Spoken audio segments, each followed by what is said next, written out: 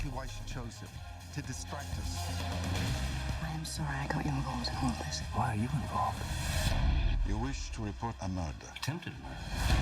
That's not so serious. Not when you downgraded from murder, but when you upgraded from room service, it's quite serious.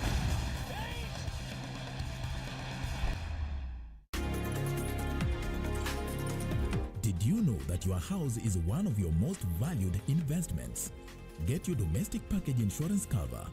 This includes house and its contents, domestic servants, owners and tenants' legal liability. Now you know. IRA, promoting insurance, protecting the insured.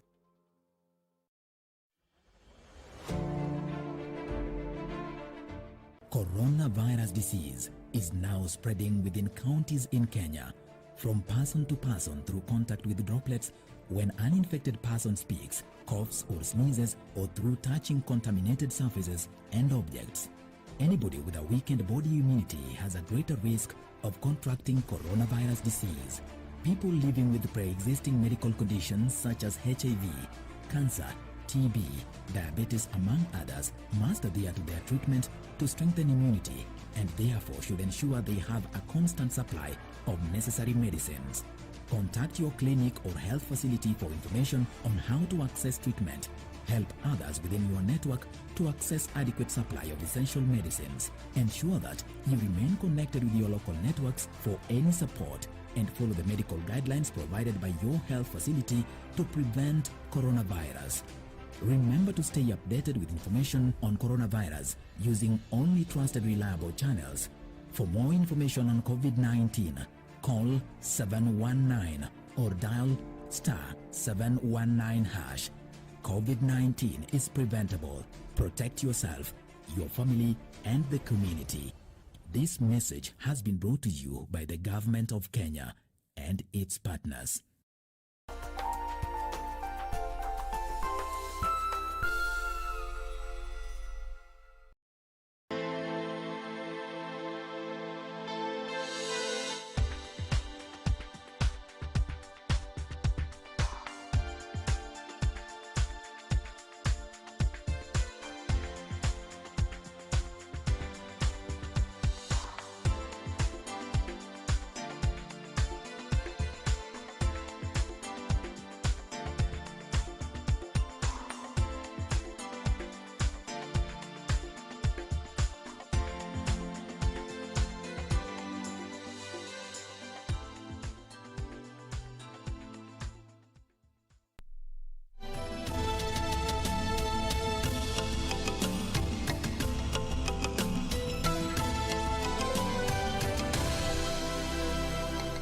Well, good evening. Thank you for joining us for tonight's edition of Channel One Weekend with me, Richard Munga, as we strive, of course, to bring you the latest, be it in politics and, well, being a Saturday, a couple of sports stories lined up for you.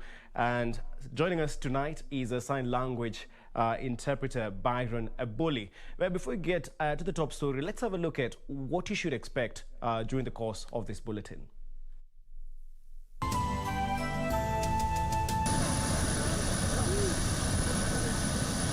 These troops have been out for the last 21 months. We were supposed to change midstream. They overstayed for 21 months. And we are pleased with the work they have done. Mission accomplished. Kenyan troops returned from a 2-year tour of duty in Sudan's Darfur region. No meeting in schools. Education CS George Magoha warns as 383 new coronavirus cases are confirmed in the last 24 hours. And Kenya marks World Environment Day with an ambitious plan to plant 2 billion trees in the next 10 years.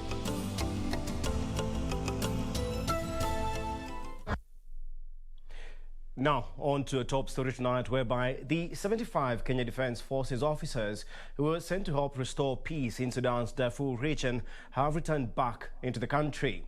The troops, comprising military police personnel, returned home after their tour of duty and the closure of Darfur peacekeeping mission.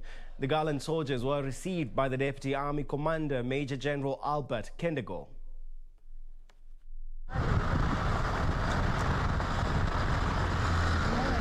The plane carrying the troops touched down shortly before 3 p.m. on Saturday.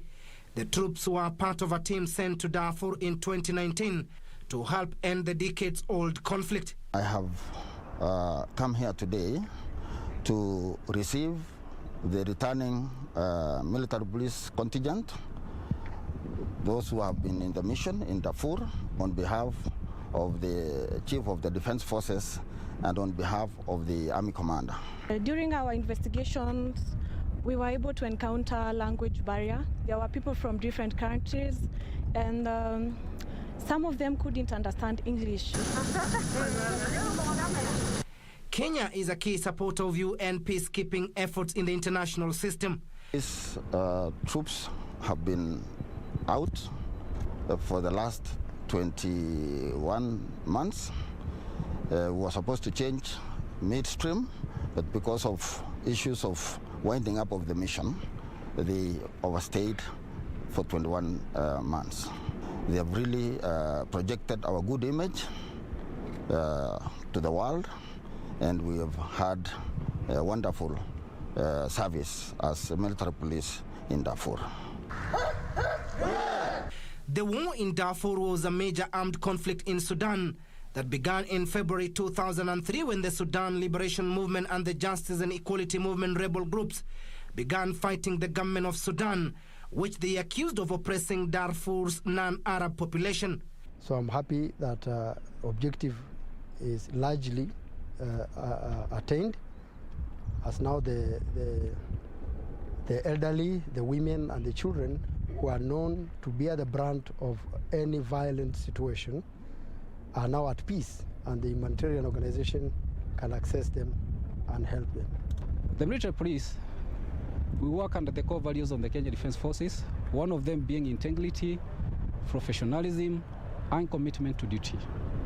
Then we take all these core values from the KDF and integrate them to serve the United Nations mission in Darfur. Following the toppling of President al-Bashir, a comprehensive peace agreement was signed on 31st August 2020 between the Sudanese authorities and several rebel factions to end armed hostilities in the Darfur region.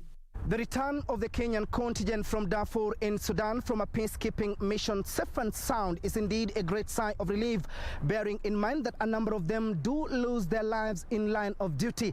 This even as Kenya celebrates winning the United Nations Military Gender Advocate Year Award during the International Day for Peacekeepers that was presided over by the United Nations Secretary General Antonio Guterres.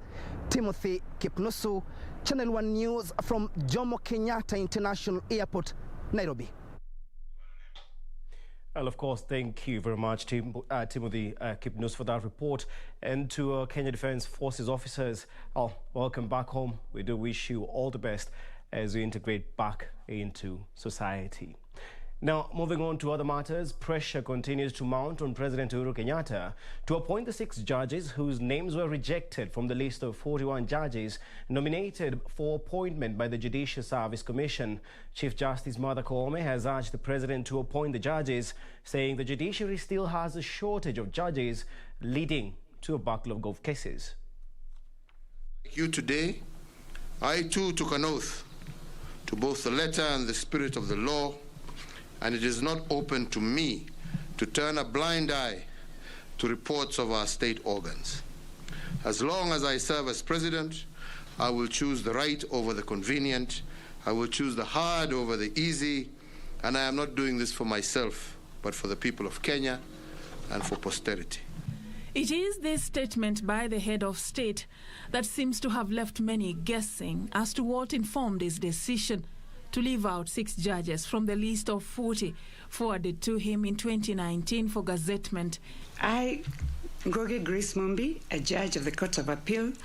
And after the swearing in of 34 judges, Chief Justice Martha Koome is now urging the president to reconsider his decision and appoint the 6 left out. In a statement, the CJ stated that the judiciary is faced with a huge backlog of cases and is calling for a speedy resolution of the impasse. Mombasa-based lawyer George Kithi joining calls for the appointment of the 6 judges, terming their omission unfortunate. It is wrong to say that the president has rejected the other names. It is not true, at least in law as matters stand now. What happens is that if the president chooses to gazette one person every day, if there are 100, he has that liberty. That's the discretion he has. He has, however, no discretion whatsoever in law to reject those names. Sentiments echoed by lawyer Steve Mogaka, who opines that the law provides a chance to raise complaints and initiate the process of removing any judge who will be found to have unquestionable character even after his or her appointment. Perceptions will come as to why Judge A was not given what they deserve, while Judge B was given what they deserve. The recommendation was the same. They were in the same flight. They must and were required to arrive in the same flight. He says that the country's economy and ability to woo investors is being hurt by the paralysis of legal services at the judiciary, occasioned by the shortage of judges. The amount of national resources locked up in these court disputes that are not ending because the court diaries are congested, they are hurting the economy. They are the explanation why our country is not the best investment destination for serious investors. Meanwhile, the Kenya Judges and Magistrates Association has also weighed in on the matter, terming the omission of the 6 judges unconstitutional. Reporting for Channel 1 News, I'm Safin Acheng Oma. Of course, a lot of varying opinions on that issue, and we as KBC Channel 1 will be sure to keep you updated on that. And for more related stories, including that, you can, of course, log on to our website, www.kbc.co.ke. Meanwhile, Education Cabinet Secretary George Magoha has warned against the holding of unauthorized public meetings within school premises. Professor Magoha said such meetings have been confirmed to expose learners to the dangers of COVID-19, as many of the attendees do not comply with the Ministry of Health guidelines. CS has notified all Kenyans that school compounds and facilities are out of bounds to public gatherings and should not be used to host unauthorized meetings. He said learners should be allowed to progress with their normal activities without exposing them to dangers of COVID-19. Professor Magoha warned that firm action will be taken against individuals or groups found to be flouting the ban. This as the country's COVID-19 positivity rate shot to 9.7% from 6.3% recorded yesterday. 383 people tested positive for the disease from a sample size of 3,930 tested in the last 24 hours. From the cases, 377 are Kenyans, while 6 are foreigners. 234 are males and 149 are females. The youngest is a 7-day-old infant, while the oldest is 96 years old. Total confirmed cases now stand at 172,325. Kisumu registered the highest number of the cases with 54, followed by Nairobi with 53. Kisii 37, Kilifi 33, Kericho 29, Uasin Gishu 22, among others. 33 patients have recovered from the disease, 18 from various health facilities, while 15 from the home-based and isolation care program. Total recoveries are 117,502. Unfortunately, 24 people succumbed to the disease, all being deaths reported after conducting facility record audits on diverse dates in the months of April and May. Total fatalities now stand at 3,264. Beatrice Getonyang-Etich, Channel 1 News. Contestants for the Kiambaa parliamentary seat, of course, are now playing every trick in the book to woo voters ahead of the July 15th by-election. Jubilee candidate Wozinga Shie launching a campaign targeting the youth said to be facing depression, while UDA will be in the same place on Sunday selling their Wilbaro manifesto.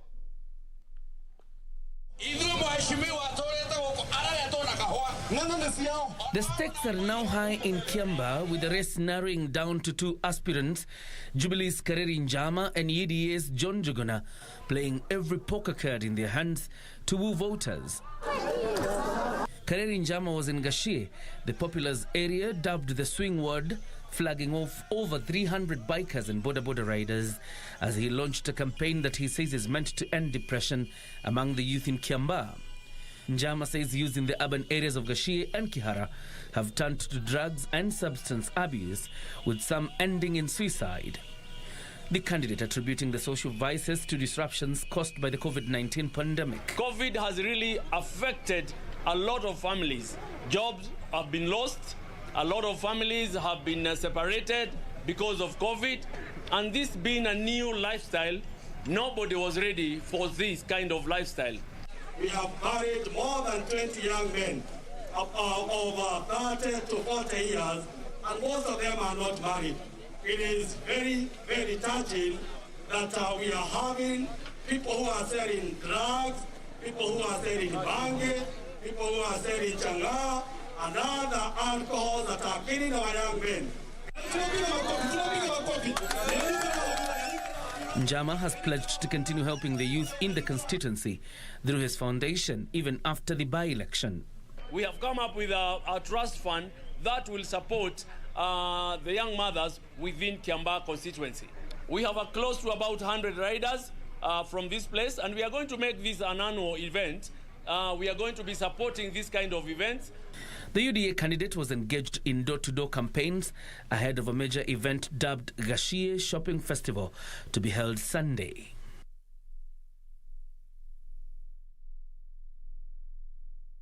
Now, the government plans to plant 2 billion trees in the next 10 years, with every county expected to receive 45.2 million seedlings. Speaking in Garissa University while leading the country in marking World Environment Day, Environment Cabinet Secretary Keriako Tobiko hailed efforts put in place, including adopting a national tree planting efforts meant to increase the forest cover to at least 10% of the total land. The 5th of June is marked globally as World Environment Day to underscore conservation efforts. This year's main celebrations were marked in Garissa County. Speaking at Garissa University, Environment Cabinet Secretary Keriako Tobiko acknowledged steps taken to reduce degradation, such as planting 1.4 million trees in the Mau forest, calling for more conservation efforts. Adoption of clean energy policy.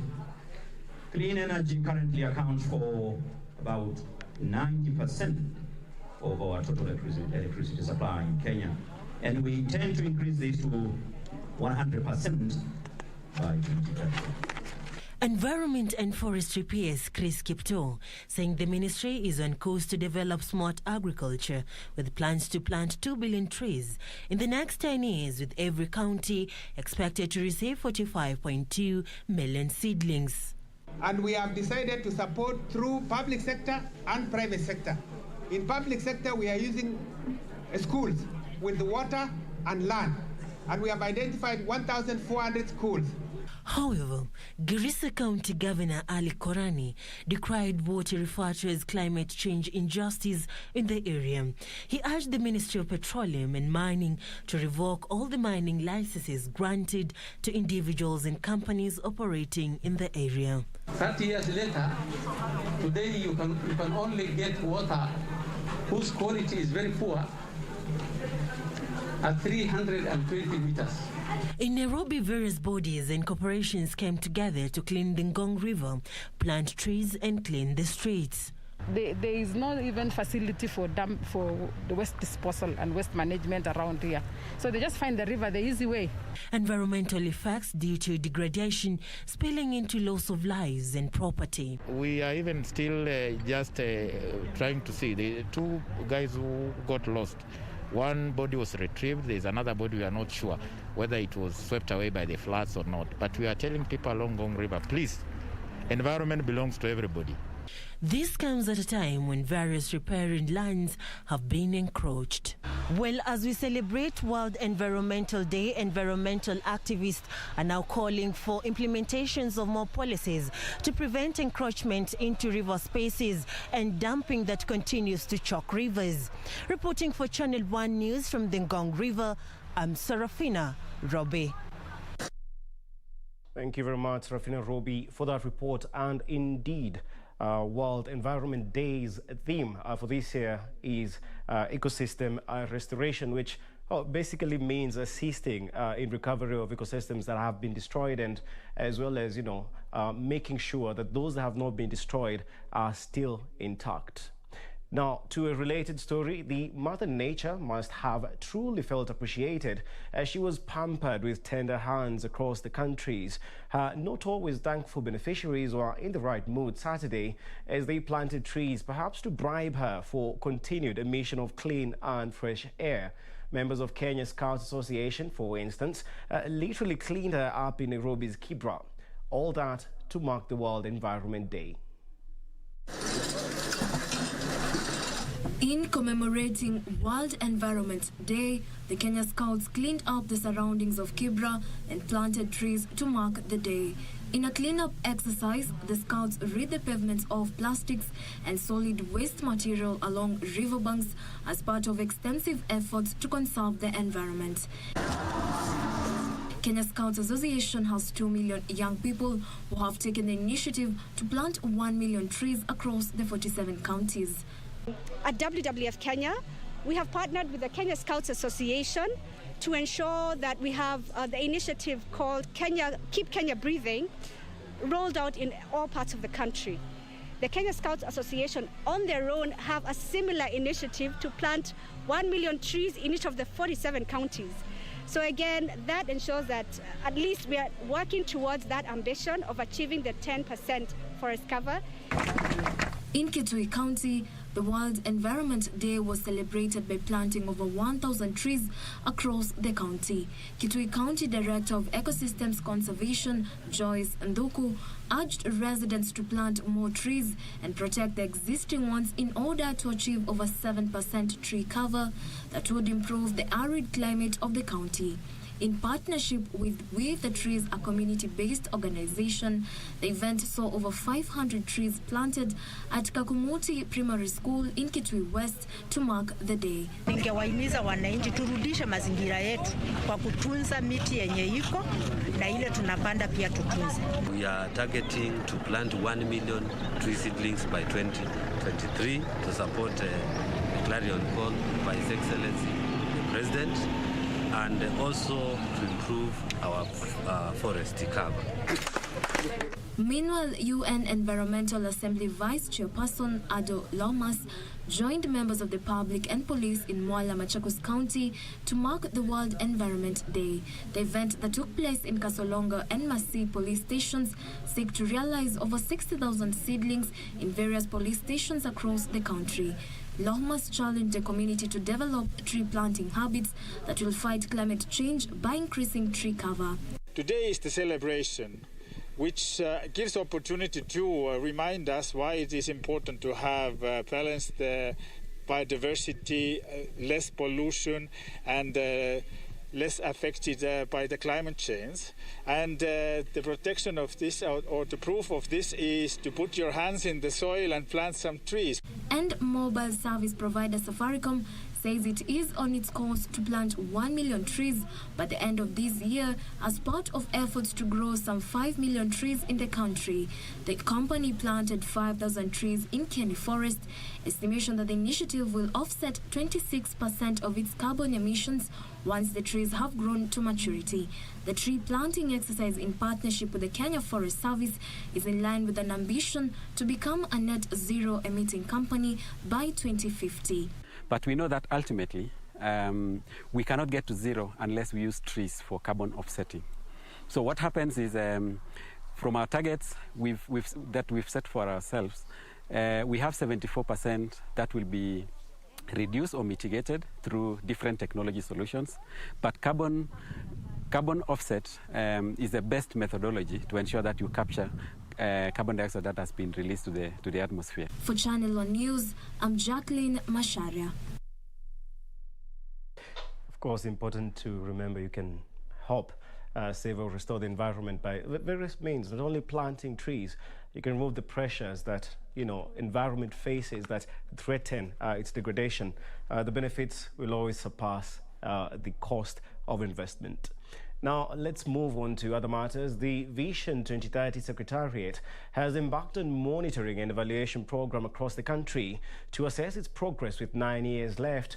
The Secretariat's Director General Ken Mwige has expressed the need for Kenya to heavily invest in industrialization, especially cottage industries. This, as the government says, it is in the process of reviving cotton growing, especially in arid and semi-arid areas, as part of making Kenya a prosperous nation. With just 9 years left to 2030, the Vision 2030 Secretariat is on a mission to evaluate what has so far been achieved over the last 13 years. Vision 2030 is the country's development blueprint covering the period 2008 to 2030. The vision is embodied in 3 pillars: the economic, the social, and the political. Since its inception in 2008, a number of enablers of the vision have been achieved, such as expansion of road networks, key among them the Thika Superhighway, Northern Road Corridor, and the construction of the Nairobi Southern, Eastern and Northern bypasses. The construction of the standard gauge railway from Nairobi to Mombasa is also one of the major milestones achieved so far under the vision. Additionally, President Uhuru Kenyatta in May launched the operation of the Lamu Port, an important milestone that will give Kenya more business opportunities with the neighboring countries.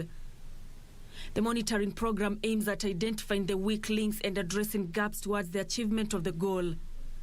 Speaking at the Rivertex East Africa plant in Eldoret, the Director General Kenya Vision 2030 Secretariat Ken Mwige underscored the need to invest in industrialization to save the country more than 20 billion shillings annually used to import products that can be sourced locally. And we're looking at training as well under TVET. There's a strong program under TVET here, which is being run by a professor here. And we want all these highly trained seamstresses, tailors, and textile workers to go out there and not be employed forever. Start your own little cottage industry. While availability of raw materials continues to be the biggest challenge for the revamped East Africa's largest textile industry, Rivertex CEO Professor Thomas Kurgat says the government is in the process of reviving cotton growing, especially in arid and semi-arid areas where the plant thrives well. So we have made a huge progress in contributing to the Vision 2030.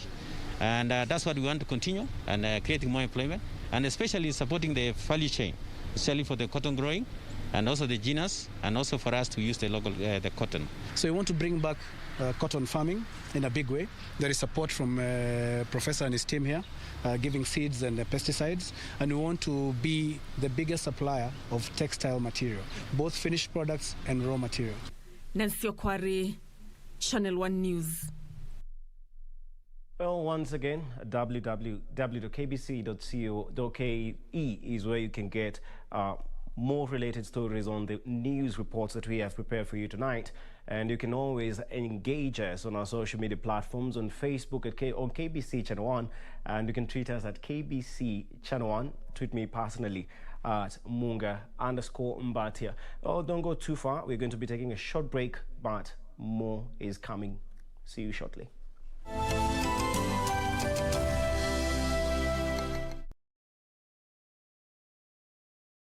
Je, umeomoka? Kama hujaomoka kwenye QuickBin ndio mambo yote. Hapa tuko na fridge, kodi yake ni CM.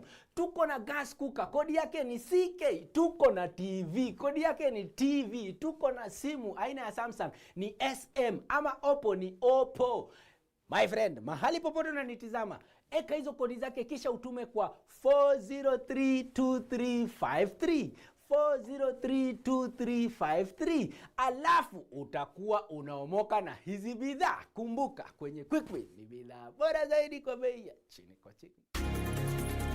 Did you know that disease and accidents occur suddenly and when least expected? If you have a medical insurance policy, it gives you peace of mind knowing that your medical expenses will be catered for by insurer up to your policy limit. Now you know. IRA, promoting insurance, protecting the insured. This weekend on KBC Channel 1. What happens when physical, emotional, and other violence happens within the home? 2006, that's when everything started. Yeah, it started with one slap, the next time blows. Twice you ended up in hospital. Even this finger, he broke this finger. Because one of the ways that you are able to fight back your abuser is to start speaking out. Kenya has refused to make marital rape an offense recognizable in law. Who is teaching our young people about marriage? She needs to pursue her divorce. So why haven't you done it? I was waiting for the right time. Okay.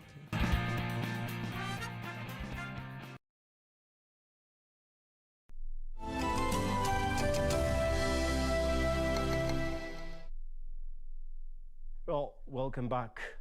Nakuru Governor Lee Kenyans says he will strive to make Nakuru town a world-class city and an envy of many.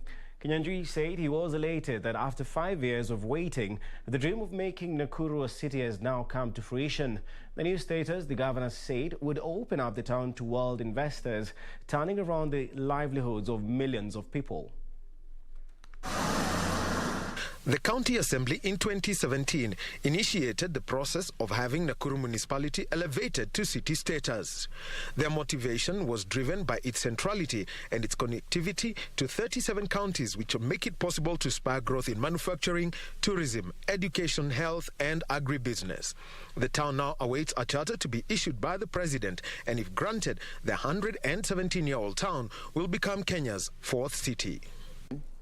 We mapped out the whole of Nakuru, specifically the municipal part of it, and we try to look at ways in which we can be able to spur economic growth, increase the infrastructural investment, and also create employment for our people. And it became necessary to look at both the level or the categorization of Nakuru at that particular time. And after further consultation, it was felt that we needed to elevate ourselves so that we could reach a level where we could also be able to attract more investment, more tourists, more industrialists, and so on and so forth. With a growing and young population, vast land for expansion, an unrivaled ecosystem comprising of an adjacent Lake Nakuru National Park, the Menengai Crater, and an inland container depot, a stone crater, the town is an investment magnet. Okay, there are several things that comes with the city. Number one is increased traffic of people. So we are asking the county government and also the national government to put infrastructural plans to know how they will accommodate more people who are coming to invest, who are coming to visit. Locals are calling for a sustainable planned investment to match its status. Established as a town in 1904 and given a municipal charter in 1952, Nakuru is now waiting for President Uhuru Kenyatta to assent to the application made by the county government that Nakuru becomes the fourth city in the Republic of Kenya. Reporting for Channel 1 Weekend in Nakuru town, I am Daniel Wahome. Nakuru city, indeed. Rolls off the tongue quite well, frankly. Now to other matters. The government will, in the next 21 days, conduct an audit of land ownership in Tulele, Narok County to pave way for the issuance of title deeds to some 7,000 residents in the region.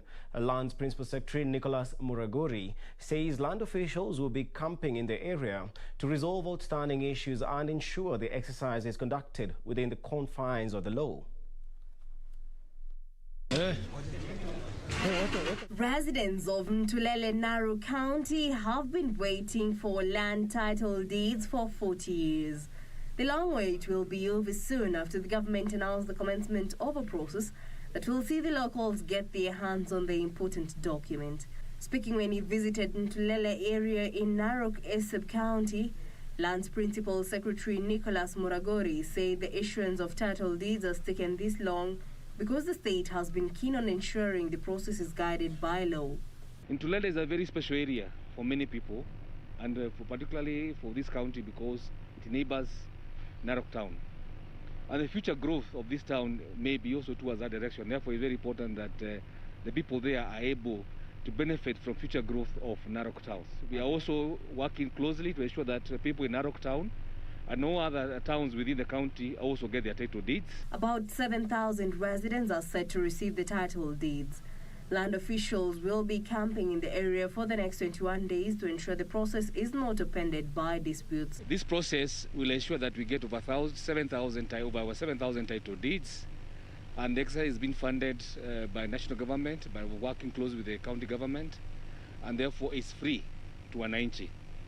So we are hoping that in exactly 21 days, then all these issues are resolved, and we are ready to issue titles after 21 days. Governor Tunai said the exercise comes as a huge relief to the people who have been living on the edge due to the fear of the unknown. It is time that these people can resolve this matter so that, like others, people in the county who got their titles, they can also be able to have their own title deeds so that everybody knows where his land boundaries are, ajenge nyumba yake, ajenge boma yake.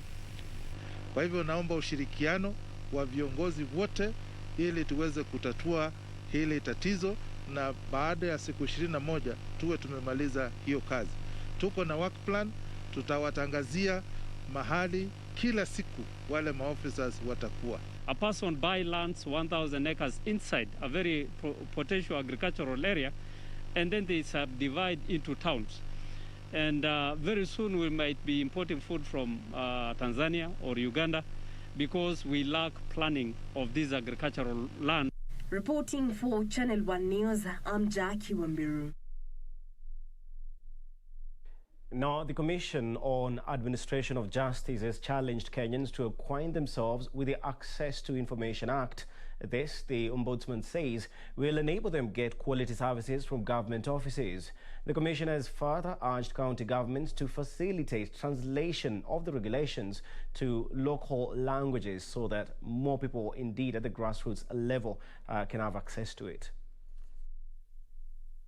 Speaking in Nyandoro County during a training session for government officers and community leaders, the Commission's chairperson Florence Kijuju said the right of the public to know is fundamental in decision-making and proper engagements with the government.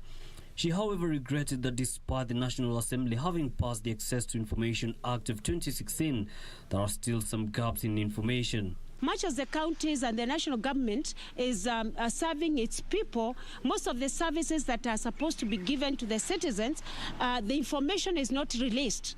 For example, like the 30% procurement, this is supposed to be given to the youth, to the women, to the marginalized, to the vulnerable. But because they don't have information, most people would like to get the tenders from the counties, then don't tender for these processes. Then you find that most of these people are left out. Meanwhile, Busia County has launched a 65 million shilling fish pond project in partnership with Kenya Smart Agriculture Busia to help meet the demand for fish in the country. Busia Deputy Governor Moses Mulomi says the project will help enfranchise the local community by providing jobs and food. Kiasi ya samaki tunayokuza ni karibu tani milioni 100 peke yake na mahitaji ni milioni 600. Ndio kusema bado tuko chini ya mahitaji ya Wakenya kwa upande wa samaki. Na ndio kusema market ya samaki ni kubwa. Also, Environment Cabinet Secretary Keriako Tobiko has asked the Maa community not to relent in preserving their rich culture for posterity. Tobiko is, however, calling on the Maa community to shun cultural practices such as female genital mutilation. So let's be proud about our culture, and we are proud about it. The Maa culture is a very beautiful culture, but there are some cultural practices that are outdated na hiyo lazima tuyaondoe. Finally, businesswomen in the Embu open-air market are calling on the authorities to install street lighting and beef up security in the area. This amid a spike in alleged cases of theft and sexual harassment targeting the women on their way home from the market. Saa ingine tukitoka kwa soko tunaibwa kila kitu. Una pesa, una simu, una nini, hata kitambulisho pia tunakuta kwa parapara. Yusuf Farah, Channel 1 News.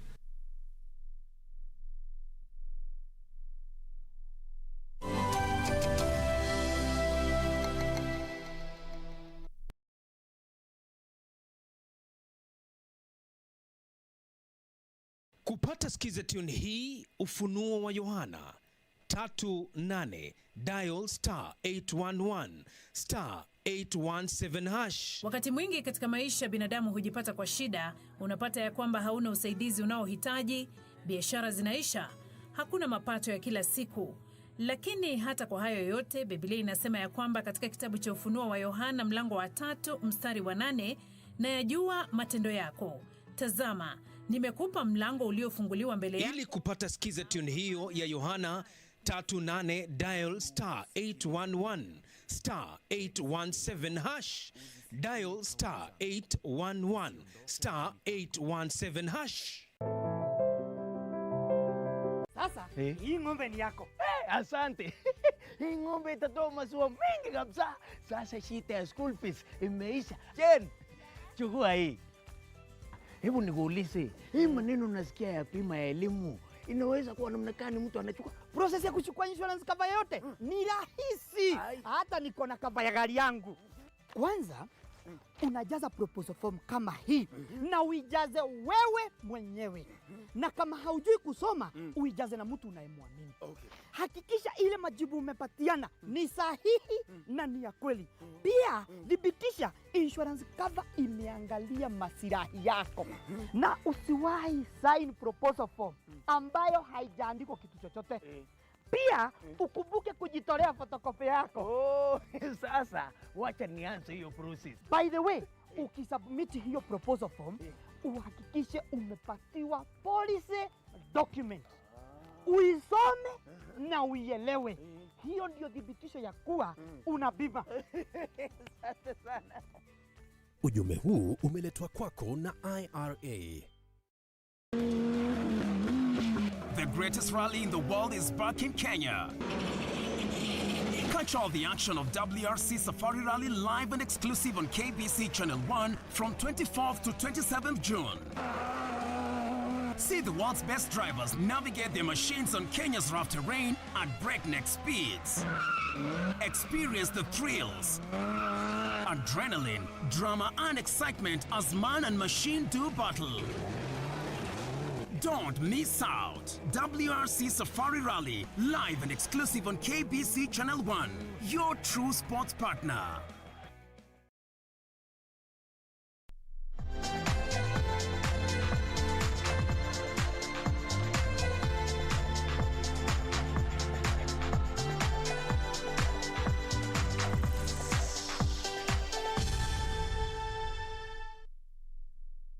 Now let's have a look at sports news. Tusker FC advanced to the quarterfinals of the FKF Cup after a hard-fought 1-0 win over visitors Luanda Villa in a match played at the Ruaraka grounds. Henry Major scored the long goal for the Brewers. Tusker FC came into the match aiming to extend their good run this season. However, visitors Luanda Villa made numerous attacks in the opening minutes, but the Tusker FC defense line stood tall. Hitman Henry Major scored the lone goal for the Ruaraka-based side in the dying minutes of the first half.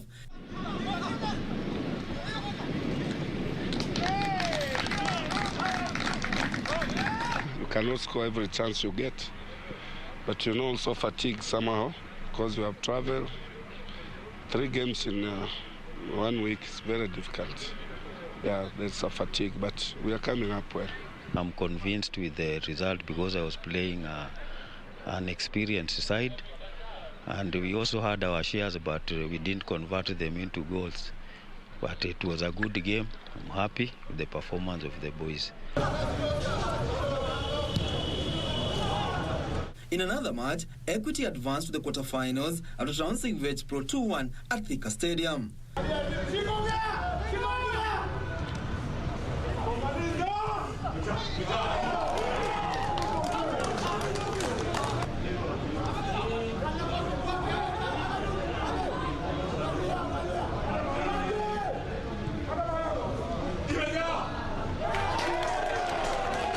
Timu ambayo imecheza vizuri inastahili kufika mahali ambapo ilikuwa, kwa sababu imepeana mchezo mzuri, lakini tulijua tu nafasi ikipatikana kwa wale wachezaji ambao nilikuwa nimeingiza kipindi cha pili, nilikuwa na uhakika tungepata bao.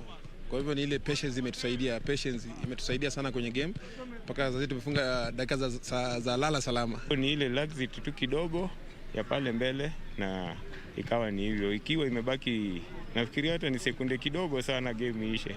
So unaangalia ile bao tunafungwa wakati yenye hata uwezi komboa, inafungwa na kuisha. So upande yangu ni plus kwa vijana wangu kwa sababu huwa nilikuwa nawaambia hii ni timu ya Division 1 iko number 2 of which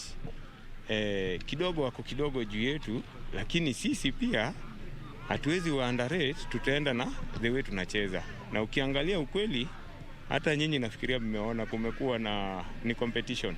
Karanja David for Channel 1 Sport.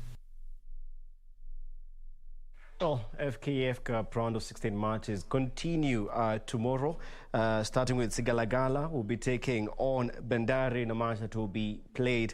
The Uta League rounds, you have Ulinzi versus Nairobi City Stars, Gor Mahia versus Mara Sugar, KCB versus Kariobangi Sharks, and lastly at 3 p.m. you have AFC Leopards taking on Bungoma Superstars, a match that will be hosted at the Thika Stadium.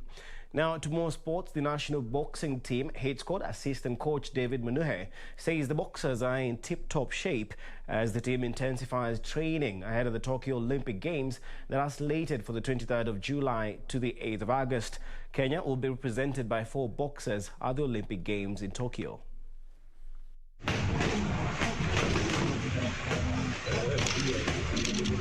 The Tokyo Olympic sets Nick Commando Koth, double Olympian and Africa Zone 3 super heavyweight gold medalist Elian Joey, Commonwealth Games flyweight bronze medalist Christine Ongare, and national lightweight champion Elizabeth Akinyi have been training since late last year ahead of the Games. Assistant coach Dave Munuhe is adamant the boxers are well prepared ahead of their assignment. Munuhe says they are currently working on critical areas so as to prepare the boxers well ahead of the Olympic Games. Mpaka sasa wacha niseme mazoezi imekuwa ya kufana kwetu. Tumefanya mazoezi kulingana na vile tunavyotarajia, na mpaka sasa ni kwamba mabondia wako tayari, na tunashukuru Mwenyezi Mungu pia kwa sababu hatujakuwa na injury yoyote kwa mabondia wetu, na wana respond vizuri sana kwa mazoezi ambayo tunafanya hapa. Tumefocus towards Olympic. Another thing, hizo game nimeenda 2 kabla Olympic, nimepata a lot of experience. Kama last time tulikuwa Congo, tumecheza round robin, ilikuwa inanifundisha kuna tizi ufanya hapa nowhere to run. Sasa tunawakia naona nguvu iko, kuna nguvu na kufaitia hewa saa hizi na speed ya mkono. I hope ikifika Olympic shape itakuwa juu. The Olympic Games will be the third assignment for Hit Squad after Zone 3 Championship and Konstantin Krotkov Memorial International Boxing Championship. Karanja David for Channel 1 Sport. Meanwhile, rising superstar on the rallying scene here in Kenya, Maxine Wahome is optimistic of a great show at the upcoming WRC Safari Rally Championship that is set for June 24th to the 27th. The 22-year-old, who would be the only woman participating in the global competition, has said she is seeking to defy all odds and perform fairly well in a male-dominated contest. Since 2013, when she was introduced to the sport by her father at the age of 13 years, Maxine Wahome's star has been steadily rising and has gained experience over years after racing against her cousins and friends on motocross bikes. I'm very excited actually. There's being also the only ladies crew. Excited, looking forward to meeting all the international drivers and being with them. It's my first rally, my first safari. Excited to be with them. You're representing women and being the only all-female crew in the whole rally. I think yeah, it's a lovely feeling to show that women can be involved in it as well. She will be assisted by an equally fast-rising navigator, Chantal Young, who has been in the rally for almost a decade and still proving to be one of the finest navigators in Kenya. Well, of course, you've got to have the interest in it first. So I had the interest of it, and then I actually had some friends, and my own father as well helped me learn, and that's pretty much it. And I learned as you go through every rally differently, you learn different things each time. We met in motorsports. She's been in the endurance sector, bikes, quad bikes, and I used to ride bikes. I guess that's where we met. And I guess we connected because we're both females in a male-dominated sport. And I just requested her to sit with me in the safari, and she was glad to do it. Maxine is part of the official entry list of the 58 drivers who have confirmed to take part in the event, which makes a return after 19-year hiatus. The official list, released by the World Rallying Championship WRC on Friday last week, has Elfina Evans, who is fresh from winning the WRC Portugal leg. I would say expect for my first rally, my first safari, just expect a finish and expect a big title as women, a ladies crew finishing. As in the past, also Chantal Young and Natasha Tundo also finished. They finished 10th overall in the last safari that they did. But now coming back, they were missing lady drivers, so I'm bringing back the title. Local drivers, including Carl Tundo, Onka Rai, Tajveer Rai and Karan Patel, are expected to give the global drivers a run for their money.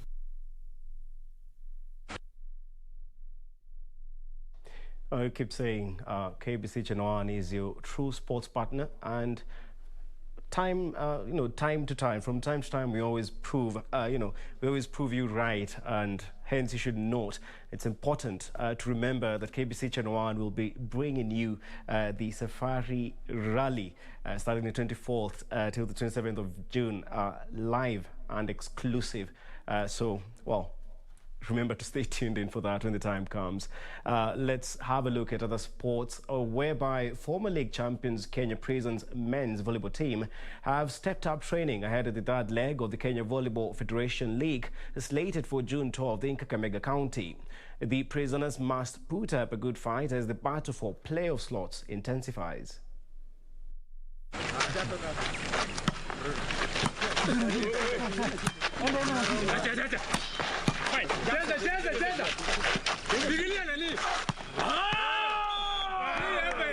Kenya Prisons will be going for maximum points so as to maintain their position in the standings. The team has been training at the Rural Prisons base ahead of the assignment. Prisons are in Group 2 and will face Mombasa Prisons and Rift Valley Prisons on the first day of action before taking on Kenya Forest Service and KDF on day 2 of the championship in Kakamega. In other Group 2 matches, Vihiga County will face KDF before taking on Kenya Forest Service and Mombasa Prisons. Prisons are currently second on the log with 17 points from 6 wins in 7 matches. KPA currently top the log ahead of defending champions GSU, Equity Bank and KDF, who complete the top 5 teams on the log. Matarajio yetu hii mwaka tunataka kushinda, tumetetea mzuri, wachezaji wako seti, wako sawa. Okay, sasa tumeprepare kwenda league Kakamega na tuko na mechi 4 na tunatarajia tushinde yote, tupate maximum points huko from Kakamega. Karanja David for Channel 1 Sports. And Kenya Table Tennis Association President Andrew Mudibo has been elected Africa Table Tennis Federation, that is ATTF, Vice President in charge of development.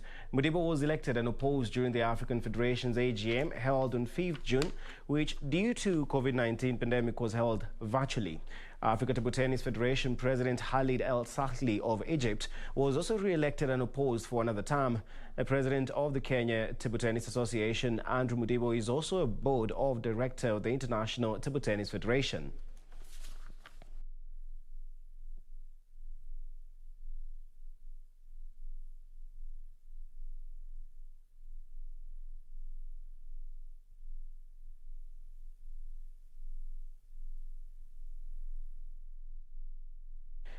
Emmanuel Munga will run his first competitive 42 kilometers race in the Eldoret City Marathon tomorrow. Munga, who hails from Taita Taveta, is also a previous Philadelphia 21 kilometers champion and will take to the field alongside 2,000 athletes.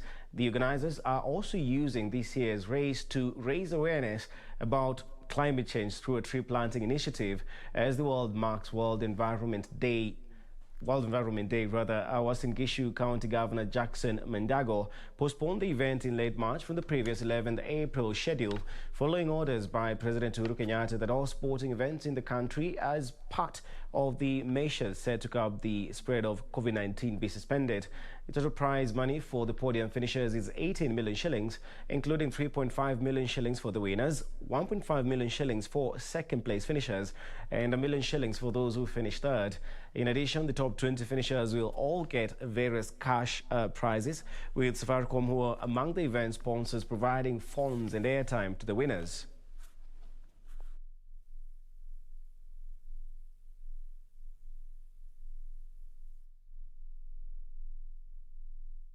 Internationally, Kawhi Leonard and the Los Angeles Clippers made it an NBA record 6 straight victories for the road team in a playoff series, beating the Dallas Mavericks to level their first-round series at 3-3. Despite trailing for most of the game, the Clippers outscored the Mavericks 31-20 in the final quarter, sending the playoff series to a game seven decider. Apologies. Kawhi Leonard tied his playoff career high with 45 points as the Los Angeles Clippers beat the Dallas Mavericks 104-97, winning for the third time in front of a harsh Dallas crowd more than 3 times bigger than any during the regular season. This time it was a tense finish keyed by 2-time NBA Finals MVP after double-digit LA victories in the first 2 games in Dallas. Leonard and Paul George get their first chance to eliminate the team they beat in 6 games in the first round in the Florida playoff bubble last August. Teammates found me in spots, and just from there I just tried to go with the rhythm and staying locked in the mindset I had. Like I said, I didn't want to go home, and I just kept that momentum and I just had faith all night. I want to attack everybody on the floor, no matter who's in front of me. You know what I mean? I'm not. Whatever the matchup is, I can't have a indecisive mind out there. If I feel like I have an angle or they're giving me something, then I gotta attack it. So. Game 7 takes place on Monday morning, local time. I mean, he destroyed us. That's what it is. He had a hell of a game, and that's what he does. It was a hell of a game. That's all right. We're still motivated. There's one more game left. I don't think why we shouldn't believe in it. So there's one more game, so we all believe. Luka Doncic scored 29 points but was just 2 of 9 from 3-point range as the LA defense turned up the pressure in key moments and held Dallas to 29% shooting in the fourth quarter. Tim Hardaway Jr. had 23 points but missed a 3-pointer and a layup in the closing minutes. Meanwhile, Tottenham Hotspur forward Eric Lamela has won the Premier League Goal of the Season award for his spectacular Rabona in the North London derby.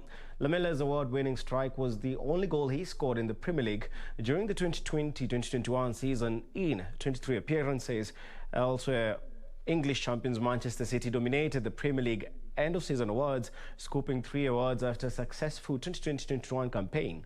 Heung-min Son's incredible solo effort against Burnley during the 2019-2020 campaign. Meanwhile, Manchester City's Ruben Dias was named the Premier League Player of the Season, while teammate Phil Foden claimed the award for the Young Player of the Season, with manager Pep Guardiola being picked as the best manager of the season. Dias completes an individual award double after winning the Football Writers Association award in May, beating his teammate Kevin De Bruyne, who won the Premier League Player of the Season award last season, and Tottenham striker Harry Kane to their honour. All 3 were on the shortlist for the Premier League's Best Player award, alongside Manchester United's midfielder Bruno Fernandes, Aston Villa's Jack Grealish and Liverpool forward Mohamed Salah.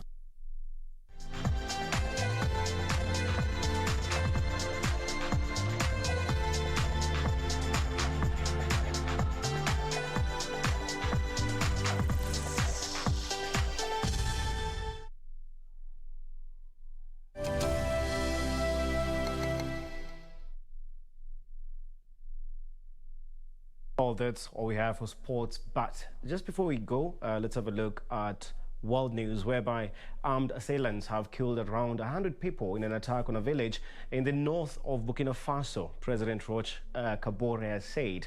During the overnight raid on Solhan, that is in Yaga province, homes in the market were also burned. No group so far has taken responsibility for the needless violence. President Kabore has declared 3 days of national mourning, saying in a tweet that we must stand united against the forces of evil. The security forces are currently looking for the perpetrators, he added. In another attack on Friday night, 14 people were reported to have been killed in the village of Tadariat, about 150 kilometers to the north of Salham. Last month, 30 people died in an attack in the east of Burkina Faso. Islamist attacks are increasingly common in the country, especially in regions bordering Niger and Mali.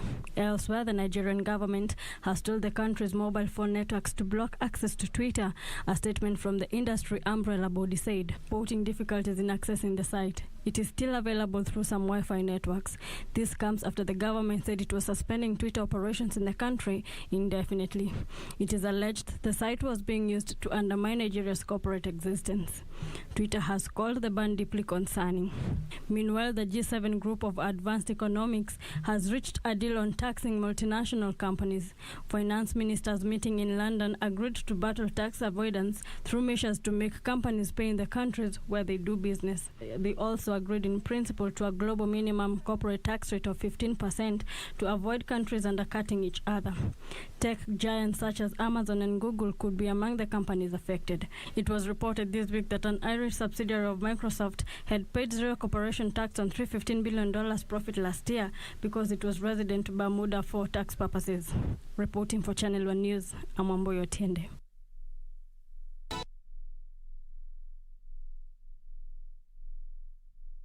Well, that surely does wrap up Channel 1 Weekend for tonight. But always remember, for more news, log on to our website, www.kbc.co.ke.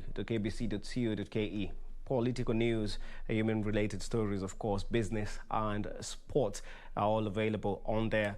Well, Byron Abuli has been our sign language interpreter. I'm Richard Munga. Be sure to enjoy the rest of your viewing and have a good night.